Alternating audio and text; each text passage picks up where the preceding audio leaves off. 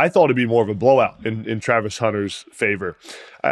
The lesson is, if you want to win the Heisman, don't go to Boise State. I mean, that's the differentiator in this whole thing, is that Ashton Jeanty played a group of 5 competition. If Jeanty put up the same numbers versus a Big 12 schedule, he would have won the Heisman in an absolute landslide, but he didn't. He played at Boise State.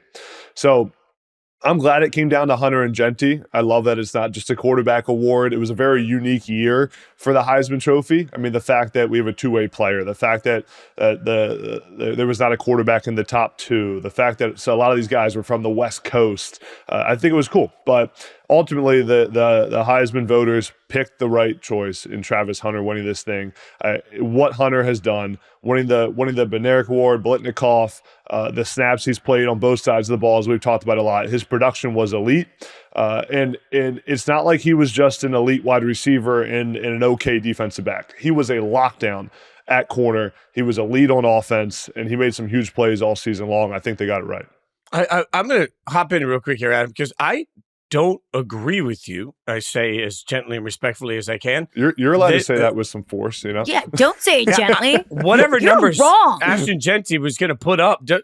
Look, you lost. Oh, wait, we'll do this full first take style. You have lost your mind. What are you talking about? Look, I mean, if we're being real here, Ashton Jeanty can put up those same numbers playing for Georgia. I don't give a damn. Like, it doesn't change the fact that we saw a unicorn. Being one running back is not the same as being 2 different players at 2 different positions on the field that's making a massive impact. We talk about this all the time, but I genuinely think that there is nothing Ashton Jeanty could or should have done that would have given him a better opportunity to take on the Heisman, because it's a bad year to be really good at something, because Travis Hunter's great at 2 things. So, like, you can't just be the best running back in the country. I mean, as you mentioned, Travis Hunter won the Biletnikoff and is considered widely to be one of the better corners in the game, right? So you got somebody that when he is drafted, and he will be drafted, likely the first non-quarterback off the board, he's going to have the opportunity on Sundays to play 2 different positions. Like, that's just, you're not beating. I don't care who you put those numbers up for. You're not beating that.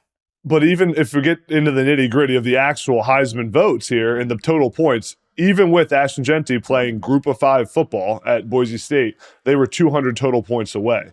I think if Ashton Jeanty is at a Power 4 school, he wins this thing. And maybe it's still close, but I mean, it was pretty darn close with Jeanty being a G5 guy and Hunter having the season he had. So I think if you put Jeanty on any Big 12 team, put them on, swap their teams around, I mean, Jeanty is winning the Heisman Trophy, in my opinion. I think Jeanty was that good of a running back this year. His only issue is that he didn't play great competition. And listen, I'll also say he wouldn't have put up those numbers in a Power 4 team. I don't think he would have. But if he did, he should win the Heisman.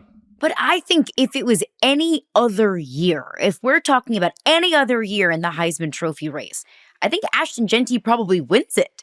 I don't think the biggest thing working against him is the fact that he played for a group of 5 school, because I think that Boise State has kind of been, I don't want to say appointment watching all season long, but it's not like Boise State has been this itty-bitty little old rinky-dink team all year. They're in the playoffs. So I think the biggest thing working against Ashton Jeanty in the whole conversation of the Heisman Trophy is the fact that he was going up against a guy that's doing something in college football that we have literally never seen before.